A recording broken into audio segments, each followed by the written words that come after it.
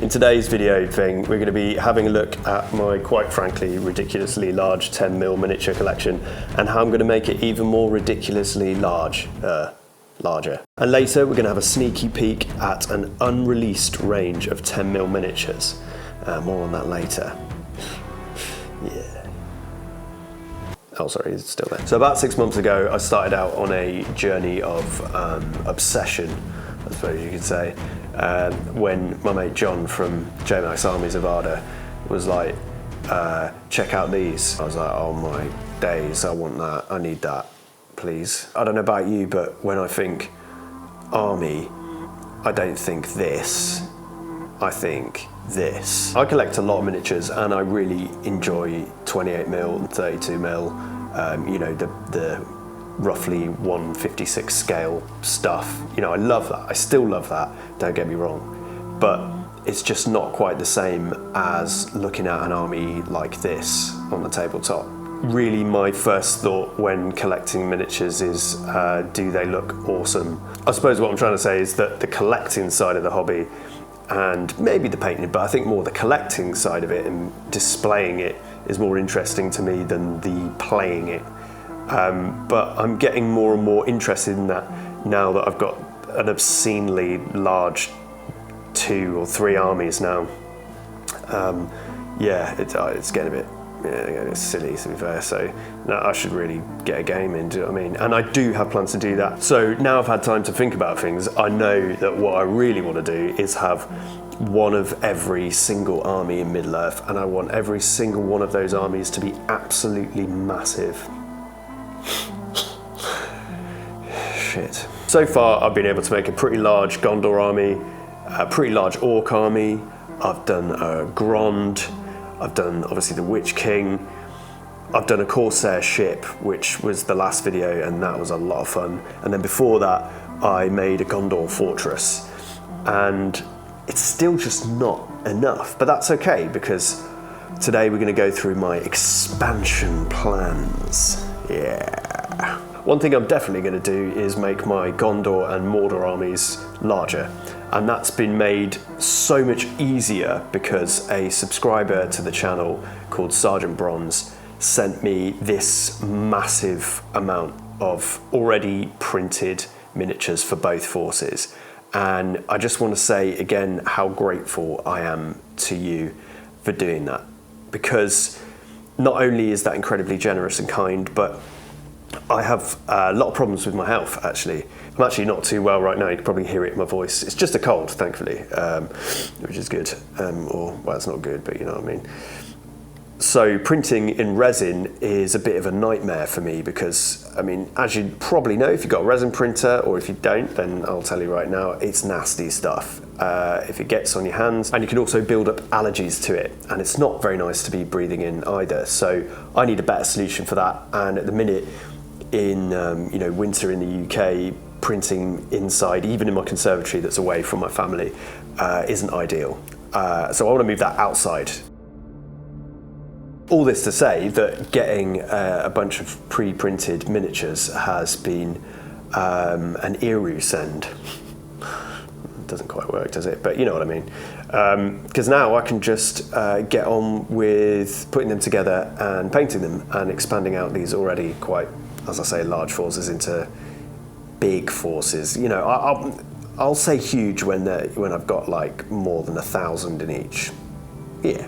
Other than that, as I say, I want to be doing an Isengard force, a Rohan force. I'm still trying to find a Rohan force that I really gel with, and a Dwarven force. That has got to happen.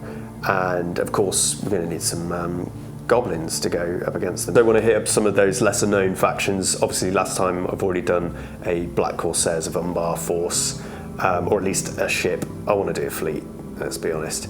And I want to hit up a lot of terrain, and last time obviously we did Rengald's Corsair ship, but he's also done all of these amazing designs for terrain, and they're all for free up on his Thingiverse. But if you do go and download them, please consider dropping him a tip, because it's just unbelievable that he's done all this work and then put it out for free. Varus Miniatures, and he does some of this stuff and it looks amazing. Haven't actually got any of this stuff yet, but it looks absolutely brilliant. I think we've got Swan Knights here, which is excellent. I definitely want to cover this in the future. But what if you don't have a printer and you don't want to deal with maybe how brittle resin can be, even if it's ABS-like, it can if you're dropping it, it's probably going to shatter, and that has happened to me in the most savage ways imaginable. But I've got a lot of it, so it's maybe okay. While you're in luck, traveller, I don't know why I said it like that, sorry, because you've got places like Copplestone Castings who've been doing this for a while, as far as I know, and I think most of it, I don't have Copplestone Casting stuff yet, but I think most of it's in metal, which is kind of cool. Like, I like metal miniatures. I've got a lot of MESPG metal miniatures that are really, really cool, like these ones here. And there's something about the weight of metal that's really, really nice. And some of these are awesome. Like they're a bit more sort of like old school looking, vintagey, and not necessarily looking like the films. Like, you know, obviously, if you're a fan of the books as well and don't care about it looking like the films, then these are great. I'm sort of agnostic towards it. Do you know what I mean? It looks awesome. And I know what you're all thinking out there. Yeah, probably a bit. How can I get free stuff? There is free stuff out there. Like I said before, a good example of that would be Rengald stuff. You know, obviously it's a passion project for him, and he's making these amazing designs. And you can just go to Thingiverse, download these STL files for free. Like I say, I would consider dropping him a tip for this stuff, because you know he's doing it essentially out of passion and the kindness of his heart, which is awesome, and we should support people like that. And I also know what you're probably going to say in the comments, or think probably maybe, is you know, I'm not trying to tell you what you're thinking and stuff. I am a wizard though, so it's not really for free, is it? Because then you need a printer, either FDM or resin, and you need to buy the materials to get it printed, and then you're using power.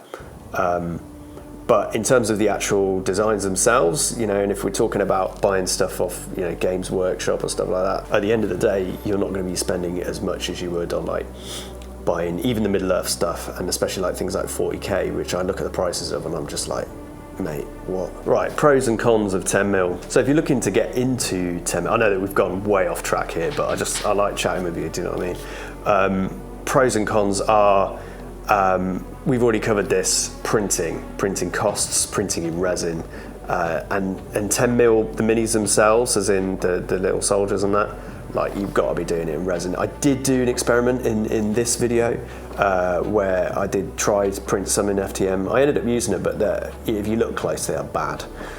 So resin printing is it, or you outsource. Next one is storage. Obviously, storage is a problem for any miniature collector, to be honest. You know, we don't all have sprawling mansions to, like, you know, put all our miniatures in. If you do, then none of these things are a problem for you. So this probably isn't a section for you.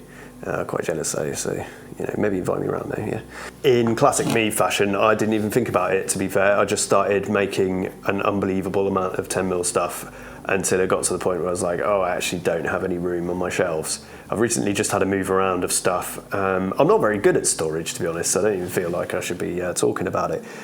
This is an area I want to improve in, and actually in the comments let me know what the best storage solutions are for 10mm or any miniatures, to be honest. I know a couple of people have said there's a few different manufacturers out there for cases for like moving them around, but they're also storage, which is really, really cool, you know, for just having them on your shelves or whatever. Mine aren't protected behind glass, for instance, so I don't have that kind of setup here. So I have to keep them clean, they get dusty, stuff like that.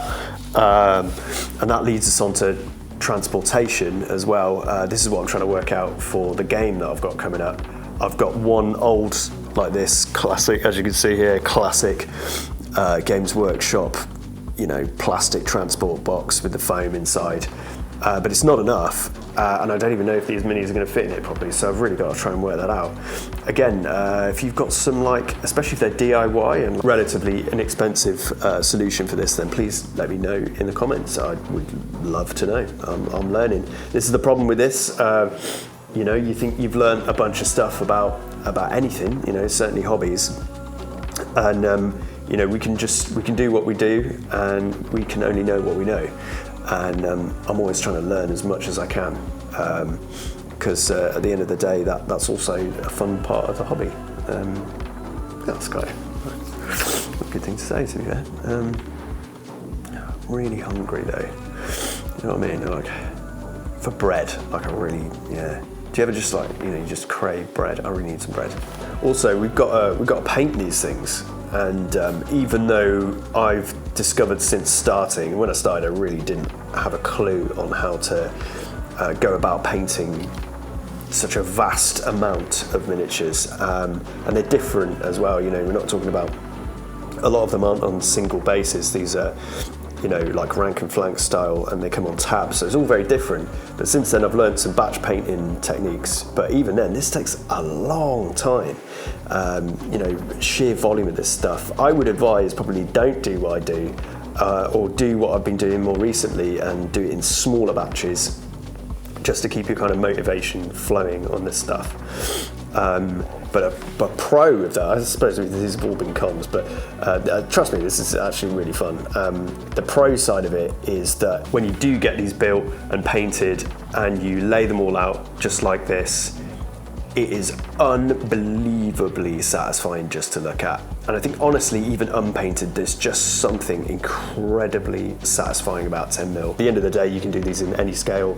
I know that Sergeant Bronze, for instance, instead of, the reason he sent me all this 10mm stuff is because he's decided to do it all in 15mm and have things more on individual bases and play a sort of version. I suspect he's playing a version of Mini Hammer. I'll have to ask him about that. But I think that's pretty cool. I think it's very cool.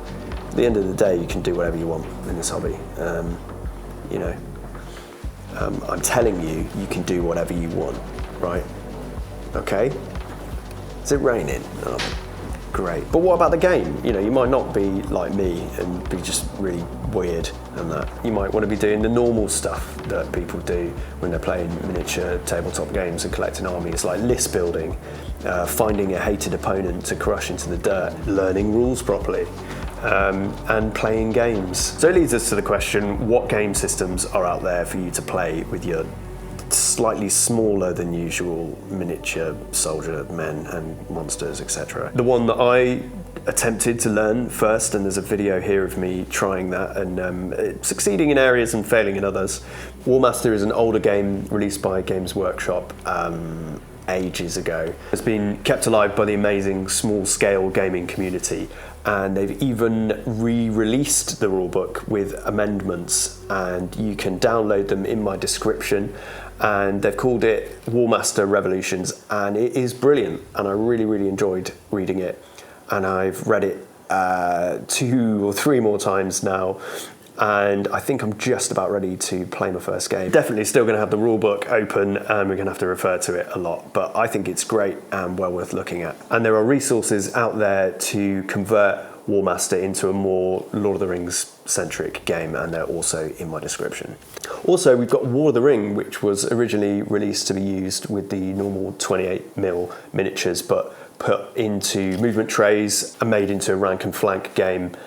Similar to Warmaster, like I've just read it, and there are a lot of similarities, but there are a few noticeable differences, and I'm looking forward to trying that system as well. I think eventually I'm going to have to stick with one system, but at the minute I'm sort of trying all of the different meals on the menu. It's an incredible analogy. And the new kid on the block, let's say, is Midgard. I haven't read it. I don't know anything about it other than it's awesome by anyone and everyone that's said anything about it. So I'm looking forward to at some point getting that. And the book looks awesome and I really want it, but you know, I'm not made of books or money, mainly money. Recently I came across this video by Tiny Wars TV, and it kind of blew my mind. The amount of effort and passion and craftsmanship that they put into this Helm's Deep build and this insanely huge Isengard army was incredibly inspiring to me.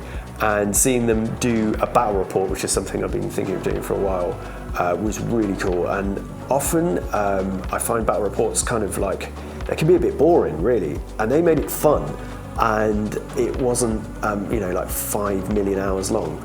I just want to say, like, I really enjoyed your video, and I can't wait to see more of that. And if you haven't seen that already, again, here is the link to that. Go check it out. It's unbelievable. So clearly there's a growing community of players and creators out there, which is just great news for the channel and for me, because it means that I'm going to double down on this expansion and try and get as much as I've done, in fact more than I've done in the last 6 months, in the next 6 months.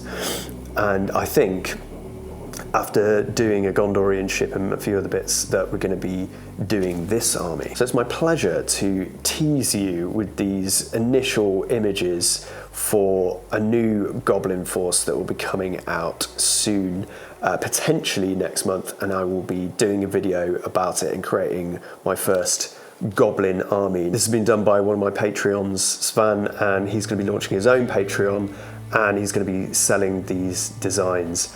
And honestly, it's very exciting stuff, and he's got plans to expand further than goblins and expand into all sorts of crazy, exciting stuff. So that's probably going to be my next big army, other than the armies that I'm already expanding here, and the exciting odd ones I do, like the ships or terrain and things like that. So there's a lot coming up, and quite frankly, I'm very excited. Woo! Yeah, nice. All right, let's chill out a bit, to be fair. So yeah, I don't usually do videos like this when I'm just like chatting to a camera and that, just because I've got my head down in some massive project, and I've been relentlessly working on that whilst also having a day job, and trying to balance life and stuff like that. And it's pretty hard, you know what I'm saying? And this, I guess this is an extended Vortex episode, and this is the Vortex. If you haven't seen my other videos, I tend to teleport across the multiverse, usually end up in Middle-earth, to be fair, because it's the one I like, and just get up to all sorts of nonsense really, in between sort of like doing all this stuff as well, like making all the 10mm miniatures. And it does take a lot of my time, and I want more time to make these videos as good as they can be for you guys. And my aim is to do this full time at some point. And in service of this, I've set up a Patreon. There's a link in my description, and you can go check it out. At the minute, I'm doing a prize draw. Every single month I give something away, and all you have to do to enter is become a paid member, and then I choose a winner at random. And I'm just about to do that this month, and I probably would have done that just before this video goes out. But don't worry, if you join the Patreon now, you will be automatically entered for next month's giveaway. And I usually reveal this at the end of the month. You also get access to this exclusive Discord where we chat about our projects, and like I say, there's a lot of talent on my Patreon, a lot of people working on their own projects, and it's really awesome to be able to share that with the rest of you guys, and to be excited, get excited with them about all the things they're working on, and just you know, chat shit. I want to give a massive thank you from me, my channel, my family, to these guys who've already decided to join the Patreon. I couldn't do this without you. So if all this kind of stuff interests you and you haven't been to this channel before, then please consider subscribing and liking this video so that it can get further to more people, and that you get updates on the new videos coming out. Like I say, these armies are already big, but they're going to get ridiculous. Now let's end the video with some, you know, epic sounding music and some really nice glamour shots, more nice glamour shots. And yeah, I'll see you in the next one. Peace.